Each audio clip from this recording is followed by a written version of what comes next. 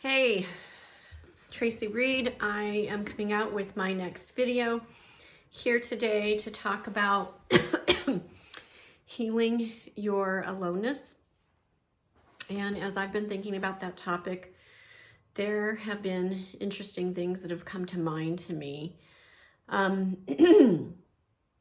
Do we feel alone because we've been orphaned and we don't really have any family, no siblings, and mom and dad have passed?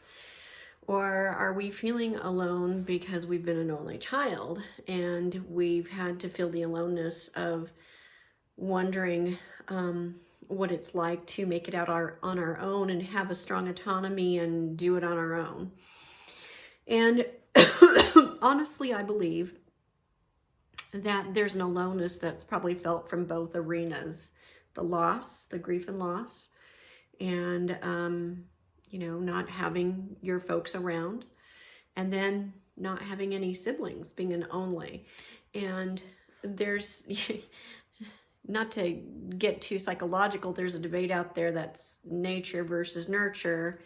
So is this the equivalent of only versus orphan? Some onlys are content at being onlys, but they haven't been orphaned. And some folks that have been orphaned feel all right, but they feel like they've got siblings. So anyway, I don't think it really matters what category you fall into. And obviously, with our Facebook group of only child adult orphans, we fall into the category of both. How wonderful, right? Yay, we get to figure that out. So I was trying to think about my own aloneness that I have felt as an only and as an orphan.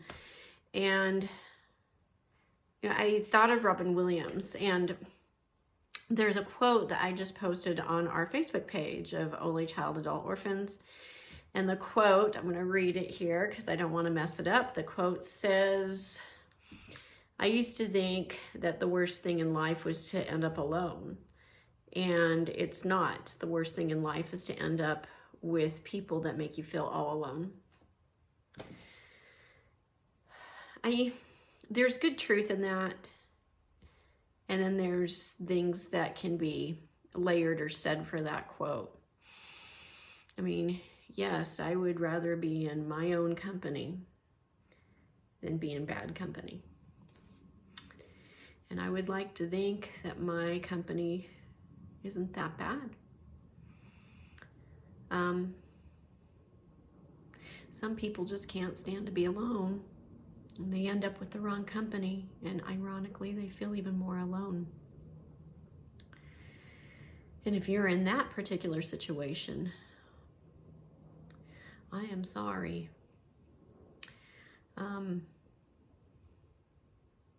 There are some of us that are completely 100% alone, other than a cat or a dog, or not even that, maybe just their four walls that they come to their house or to their apartment or whatever.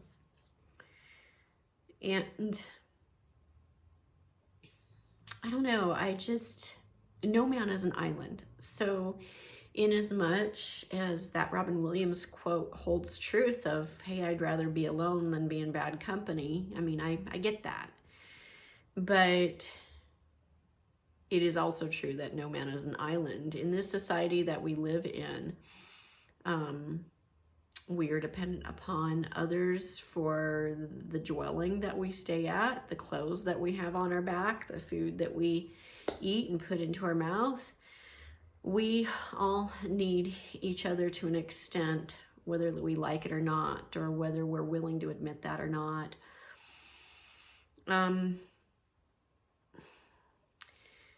With that being said, I saw and heard another quote that I thought was noteworthy to mention. And sometimes there's an interesting irony that we can be in a room full of people physically and still feel alone. And it made me think of the holidays. It made me think of Thanksgiving that we just had, and it made me think about Christmas coming up. And some of us only child adult orphans don't have anybody to spend a Christmas with or Thanksgiving with. And we would be thankful for a friend, a person to be near us. Others, they don't have anybody on their side of the family, obviously, because they're an only child adult orphan, but they have their husband and they have their children and folks on the spouse's side. And ironically, sometimes just even in those instances, whether you have a great supportive spouse who's loving, no matter how supportive and loving or understanding they can be, sometimes they just truly don't get it, and either do your kids, or either friends that have their heart in the right place. And that is hard, and that's where we go with our spouse over to their parents' place, and we have Thanksgiving, and we pretend we're okay with that, and maybe for all intents and purposes we are okay with that, but then we start reflecting on, man, I would kill for a Thanksgiving with my family, or I don't know, I'm just gonna be telling the truth here, truth-telling moment for me, Tracy. My parents were a piece of work. I did not have a typical and traditional family when I was growing up, and I'm sure a lot of you can relate. So I feel bad saying this, but even if my parents were alive, I don't know if I would be pining to have Thanksgiving with them because they were a piece of work. So even if you have one parent that's alive or no parents or whatever, you know, maybe some of you are in that situation where you're like, okay, that stinks being alone and isolated. But man, if my parents were still alive, I don't know if I would really enjoy that, that Thanksgiving with them, but I would still want to not be alone, even if I didn't want to be with my interesting family of origin. I don't know. So I am just saying that I am coming from a big place of empathy on all this. And I think that just knowing that with our only child adult orphan group on Facebook, and that for others of you who are clicking on this link on YouTube who might not be affiliated with that Facebook group, that maybe you don't feel so alone anymore. Just finding a series of these videos on my video channel through YouTube, maybe you can truly understand that I am a person who really cares, and that I have really lived it. I am still living it. There's all I can say is that I understand, and that part of understanding helps us approach what's happening, right? Earlier today on my Facebook page for the only child adult orphan, someone brought up, you know, I am elderly, I am isolated, I had a birthday recently and it was just me and my dog. And I typed a response back, and that response that I was able to give this individual kind of really was my own medicine to me too, not only for them, which I hope it helped, but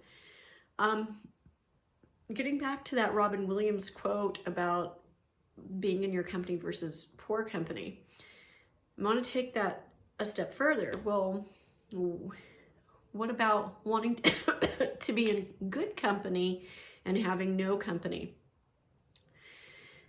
Well, you can't beg people to want to be with you or spend Thanksgiving with you or be your friend or check in on you or be more thoughtful, be more kind. We can't force that out of people. I know you know that. But I can say that we can be our own friend until certain people decide to make themselves known or present. And my kids, when they were younger, they used to watch a cartoon called Zootopia. I've never seen it, but my kids have. And they thought there was a cute little quote from the movie that they kept quoting to me after the movie, and they said, Mom, somebody in the movie said that they like to have a party for one. And at first it sounded like a cute little quote, oh, party for one, party for myself, you know, and I'm not talking pity party either, but what do you do when you're at this place of life and you want people to show up to the party or show up to life with you, and they don't, and it sucks, and you don't like it, and it hurts. If you start noticing that it hurts to the point where it starts shaping and controlling your mental health, you've got to seize it enough and manage that aloneness enough, as unfair as it is that we're in that position. You've got to do that, because what ends up happening is, even for party for one, which is you, the party for yourself on showing up in life, is robbed and taken away if we remain dwelling too long in the losses, too long in the fact of, I don't have it. I don't have this. I didn't have this for Thanksgiving. I've lost my parents. I don't have any friends. Nobody's talking to me. Sucks, sucks, sucks. I'm sorry. I don't like it. I don't like it either. But for me, I allow myself to grieve. I allow myself to hurt over it a bit. And then I allow myself to move on. And if I don't allow myself to move on enough and have a party for one, then there's not going to be much to celebrate in life. And I refuse to let the unique role that we've been given, that we've landed in life, I refuse to let that rob me of my joy or good things that I have yet to just do or discover just for me. And I don't want to also be my own enemy, where I allow an excessive amount of that morning to rob me of my own aloneness. Like, if I have to be in a state of aloneness to begin with, and I don't like it, that's hard enough to begin with, right?